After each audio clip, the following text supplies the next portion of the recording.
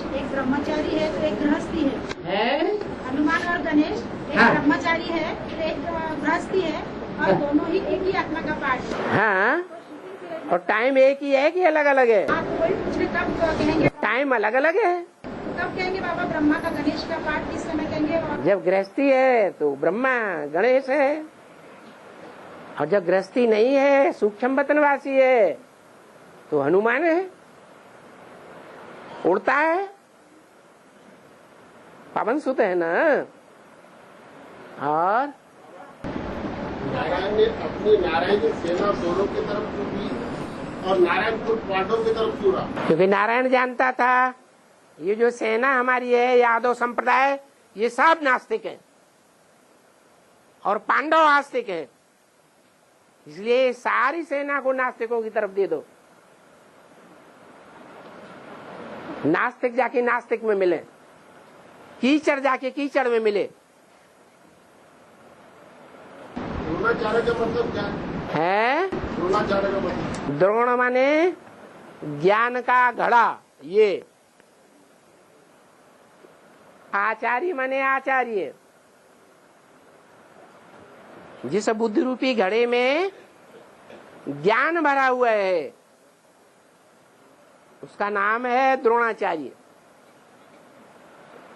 दुनियावी बातों का ज्ञान भरा हुआ है, ईश्वरीय ज्ञान नहीं। और सूर्य को ढकने वाले बादल दो प्रकार के बादल होते हैं। सूर्य को जो बादल ढक देते हैं वो दो प्रकार के बताए हैं। क्या? बादल हाँ सूर्य को ढक देते हैं। एक गरजने वाले बादल बताए, एक बरसने वाले बादल बताए है। किसको बोलेंगे बाबा? गरजने वाले और बरसने वाले। जो कौरव संप्रदाय है वो सारे गरजने वाले मेघनाथ। मेघ माने बादल, नाद माने आवाज करने वाले। रामायण की भाषा में उनको मेघनाद का बोला है और महाभारत की भाषा में उनको कौरव बोला है। कौओं की तरह शोरगुल बहुत करते हैं वो बादल, गड़गड़ाहट बहुत करते हैं, लेकिन ज्ञान की बरसात नहीं बरसाते। और नारद मुनि क्यों कहा है? कि वो मनन चिंतन मंथन बहुत करता है। मुनि माने मन का उपयोग करने वाला मुनि। जैसे मनुष्य माने जो मनन चिंतनशील है वो मनुष्य है, नहीं तो जानवर।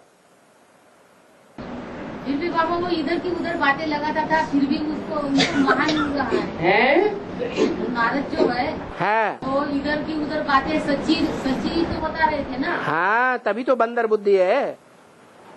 बंदर इधर उधर उछल कूद करता है या नहीं करता है? सच्ची बातें बताता बोल है, सच्ची बातें बताता था बाबा वो। सच्ची बातें बताता है, लेकिन खुद क्या करता है?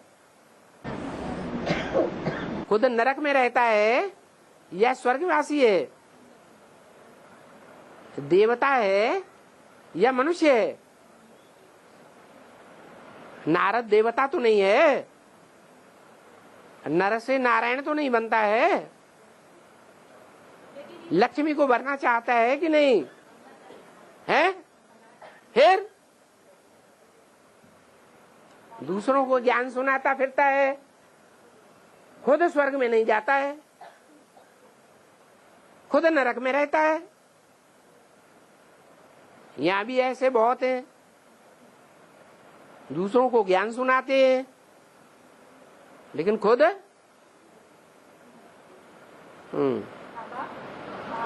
बोला है कि बाबा लिखा है कि सृष्टि की रंगमंच पर 50 साल कम हो जाती है, तो वो 2069 से लेकर 2018 में पूरे होते हैं। उसके बाद वो ब्रह्मा वाली आत्मा, राम वाली आत्मा की सदा की सहयोगी बन जाती है। हाँ जी, विरोध नहीं करती। ठीक है। स्थूल शरीर से तो जन्म नहीं लेती। स्थूल शरीर से तो ब्रह्मा वाली आत्मा जन्म नहीं लेती ना। माने विष्णु का पार्ट जो है वो मान्य नहीं है। 50 साल ओहो, विष्णु का पार्ट मान्य है या नहीं? तीसरी मूर्ति जो विष्णु है, जो लास्ट मूर्ति है, उस मूर्ति को मूर्ति मानेंगे या अमूर्त मानेंगे? क्या मानेंगे? मूर्ति मानेंगे ना। मूर्ति माने साकार। वो चार भुजाओं में उस आत्मा का पार्ट है या नहीं है? है? है? तो साकार रूप हुआ ना। और बाबा सिद्ध हस्त, इसका क्या होता है? सिद्ध हस्त, चित्त भक्त, सिद्ध हस्त, सिद्ध हस्त, सिद्ध हस्त है जो हाथों से सिद्ध कर ले। ये बुद्ध रूपी हाथ है, इससे सिद्धि को पाले, उसको सिद्ध हस्त कहते हैं। हस्त माने बुद्ध रूपी हाथ। और जो पीयू की वाणी चली कराची में जो दफन कर दी गई, उसको लिखने का काम है। पीयू की वाणी जो कराची में दफन की गई, हाँ, लिखने का काम किसने किया बाबा? उसके बाप ने किया। बाबा ने तो बोला। पहले बाबा मुरली नहीं चलाते थे, अमृत वेले बैठ लिखते थे। तो महाभारत में क्या कथा आई है? जो शास्त्र है वो व्यास ने लिखे या बोले, और लिखे किसी दूसरे ने? किसने बोले, किसने लिखे? हैं? व्यास ने बोले, और लिखे किसने? गणेश ने लिखे। शर्त ये रही कि हम जितनी तेजी से बोले उतनी तेजी से तुम लिखते जाना। तो वो बोलते गए, वो लिखते गए। तो किसने लिखा, कहाँ की बात है? अरे जो शास्त्र कराची में जमीन के अंदर दबा दिए गए, किसने लिखे थे? ब्रह्मा बाबा ने लिखे थे। दफन करने में ब्रह्मा बाबा का हाथ था बाबा। अरे वो सारा ही ग्रुप जिसने धोबी घाट में धोबी का अपोजिशन कराया किया, समाज के बीच में समाज का मुकाबला नहीं कर सके, लोकलाज का, वो प्रजापिता के विरोधी बन गए। और विरोधी बनने के बाद एक आत्मा एक तरफ और सारी दुनिया दूसरी तरफ हो गई।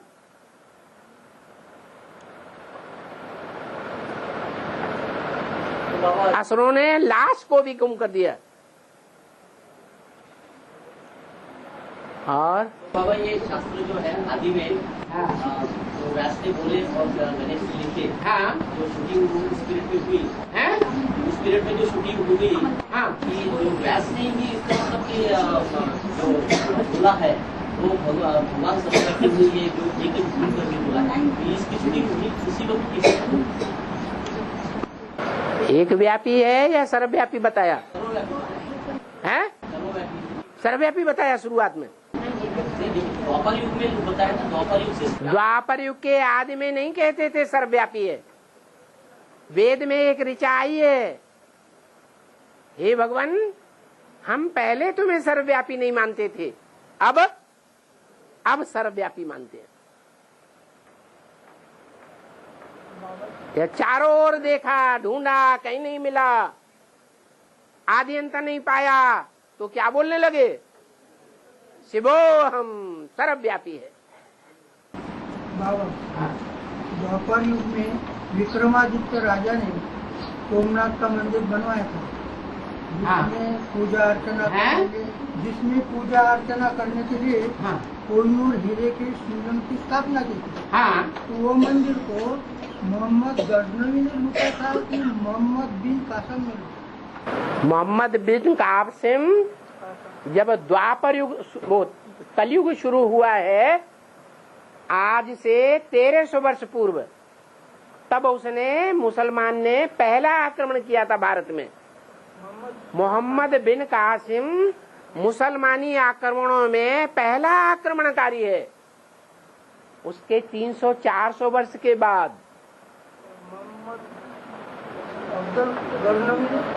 उसने आक्रमण किया और सोमनाथ मंदिर को लूटा। दो है ना बाबा, मोहम्मद। दोनों हैं अलग अलग। हाँ, मोहम्मद गजनवी और मोहम्मद बिन कासिम। मोहम्मद बिन कासिम 300-400 वर्ष पहले हुआ, जब कलयुग शुरू हुआ। हाँ जी, और कलयुग की शुरुआत के 300-400 वर्ष के बाद सोमनाथ पर आक्रमण हुआ। हाँ, और हाँ है बैल।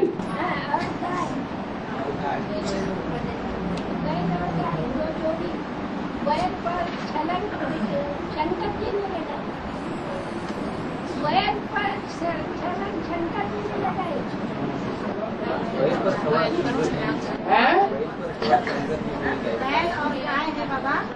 तो बैल पे तो शंकर जी ने छलांग लगाई। हाँ हाँ, गाय कृष्ण के पांव चाटती है। अरे, पांव चाटने का मतलब क्या होता है?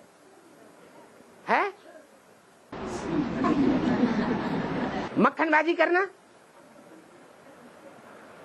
गाय कृष्ण के पांव चाटती है और कृष्ण बैल है, उस बैल पर शंकर सवार होता है और शंकर पर शिव सवार होता है।